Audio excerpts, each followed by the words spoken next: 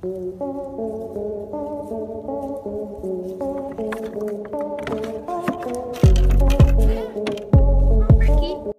जैसे ही हमारे साथ कुछ गलत होता है, हम अपने दुखों का रोना रोकर अपने किस्मत को कोसना शुरू कर देते हैं।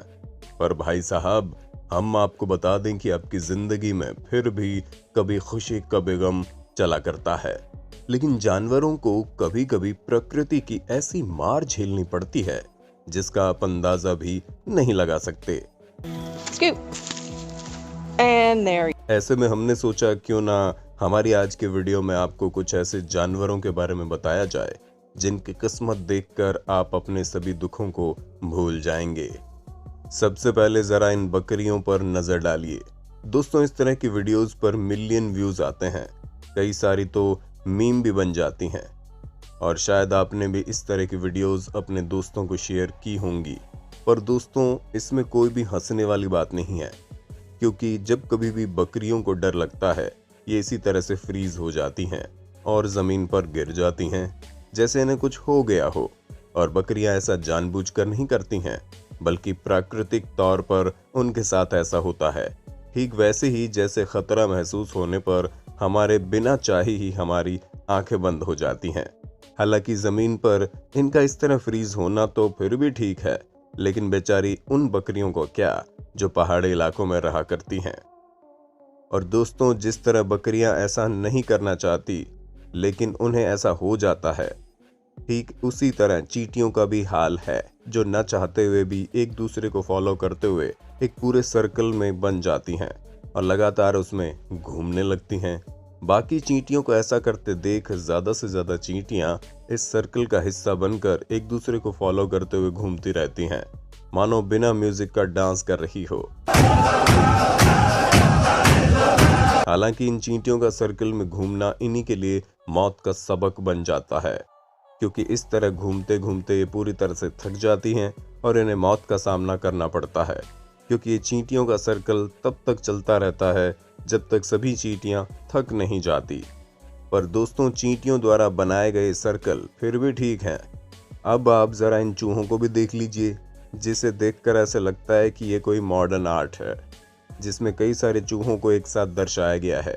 पर यह तस्वीर बिल्कुल सच्ची है और इस अनोखे फिनोमेना को रैट किंग के नाम से जाना जाता है, जहां पर ये चूहे अपने आप को एक दूसरे की पूंछ में ऐसे लपेट लेते हैं मानो पूंछ से कुश्ती कर रहे हों, और अंत में एक दूसरे में फंस जाने की वजह से इनकी मौत हो जाती है। वैसे इन हैरान करने वाले फिनोमेना को पहली बार 1564 में डिस्कवर किया गया था। हालांकि ऐसा असल में क्यों होता है, ये तो वैज्ञानिक अभी तक नहीं बता पाए हैं, लेकिन इनका ये कहना है कि शायद जब ठंड के समय में चूहों को गर्मी चाहिए होती है तो ये आपस में एक दूसरे से चिपक जाते हैं, जिससे इनकी पूंछ फंस जाती है, और जब ये लोग उसे छुड़ाने की कोशिश करते हैं तो और ज्यादा उसी में फंसते चले जाते हैं। अंत में मूव न कर पाने की वजह से ये चूहे भूखे मर जाते हैं। पर दोस्तों, अगर हम स्पाइडर की बात करें तो भले ही लोग इन्हें पसंद ना करें, लेकिन किस्मत के मारे तो ये जानवर भी होते हैं, क्योंकि अगर ये एक बार रेसिन यानी कि राल में फंस जाए तो आप यकीन नहीं मानेंगे कि ये 20 मिलियन सालों तक इसी में फंसे रहते हैं। ठीक इस कुत्ते की तरह जिसे देखकर किसी को भी डर लग सकता है। हाँ, भले ही ये 20 मिलियन सालों से न फंसा हो, लेकिन करीब 20 सालों से तो ये कुत्ता इस पेड़ में फंसा हुआ है, और इसमें फंसे होने की वजह से इनकी बॉडी ममीफाइड हो गई है। असल में पेड़ काटने वाले लोग जब साउथ जॉर्जिया में 1980 में पेड़ काट रहे थे तो उन्हें कुत्ता पेड़ के अंदर दिखाई दिया, जिसे देखकर वो ये समझ ही नहीं पा रहे थे कि आखिर ये डॉग पेड़ के अंदर आया तो आया कैसे। हालांकि एक्सपर्ट्स ये अनुमान लगा रहे हैं कि करीब 1960 के आसपास ये डॉग गिलहरी का पीछा करते हुए पेड़ पर चढ़ा और नीचे न उतर पाने के कारण यहाँ पर फंसकर मर गया।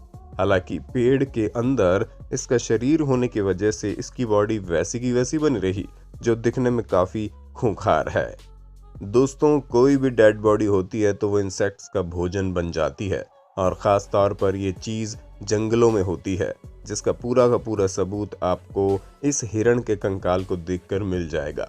क्योंकि इसे देखकर एक चीज़ तो साफ है कि ये पत्थरों के बीच फंस जाने की वजह से मर गया था, और जैसे इसकी मौत हुई बाकी जानवरों ने इसे अपना भोजन बनाना शुरू कर दिया, जिसके बाद इसकी बॉडी में सिवाय कंकाल के और कुछ भी नहीं बचा है।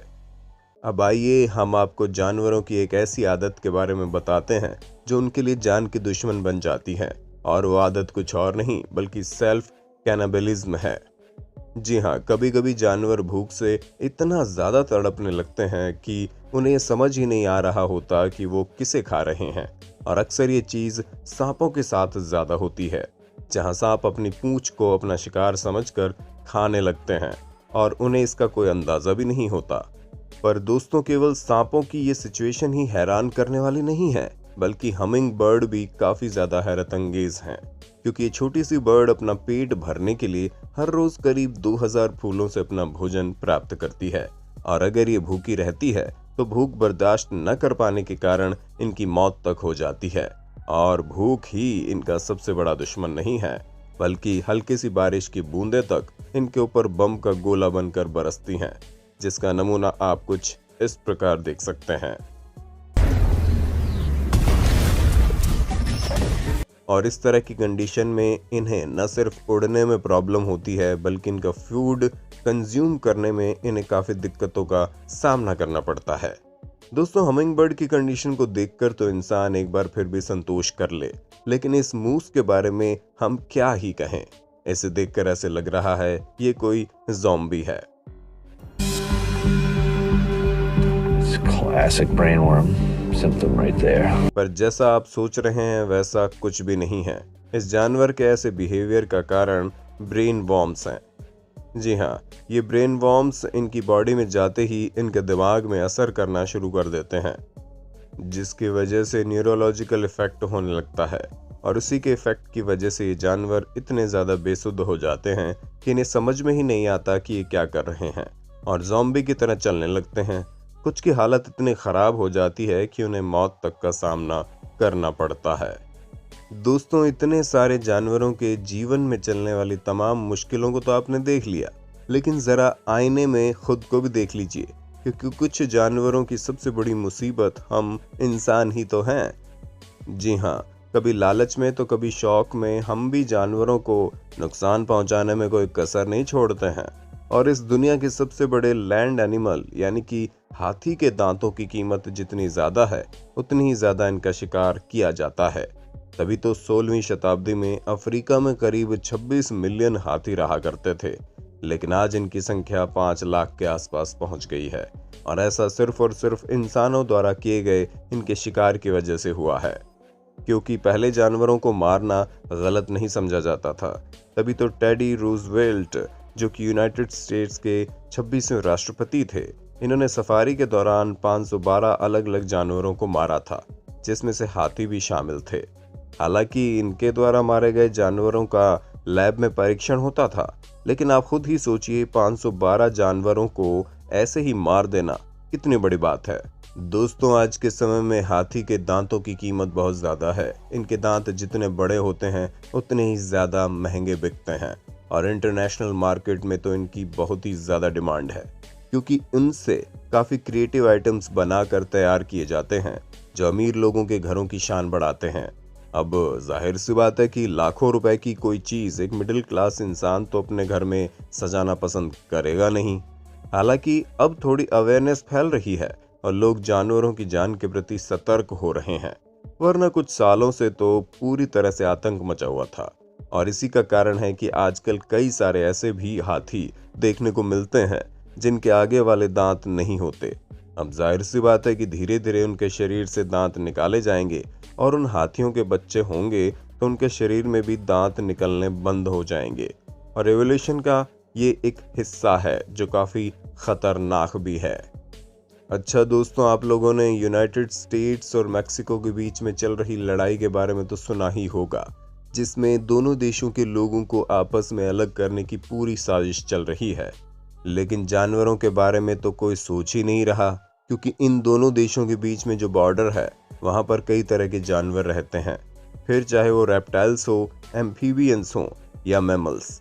इसमें से किसी भी जानवर को बीच में दीवार बनने में खुशी नहीं होगी, क्योंकि बॉर्डर के दोनों साइड रहते हैं। और इन जानवरों में से कुछ तो जानवर ऐसे भी हैं जो काफ़ी रेयर हैं, और इनकी प्रजाति लगभग विलुप्त होने वाली है।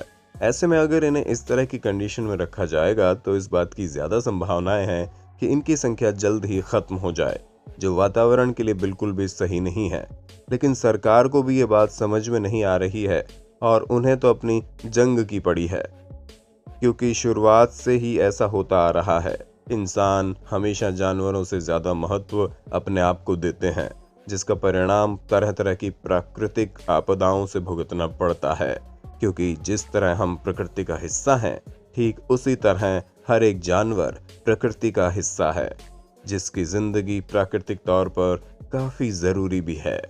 बाकी आपका इस पर क्या कहना है, हमें कमेंट बॉक्स में ज़रूर बताइएगा। और इसी तरह के इंटरेस्टिंग वीडियोस को लगातार देखते रहने के लिए अपने होस्ट और दोस्त सैम के इस चैनल को लाइक, शेयर, सब्सक्राइब तो कर देना। धन्यवाद।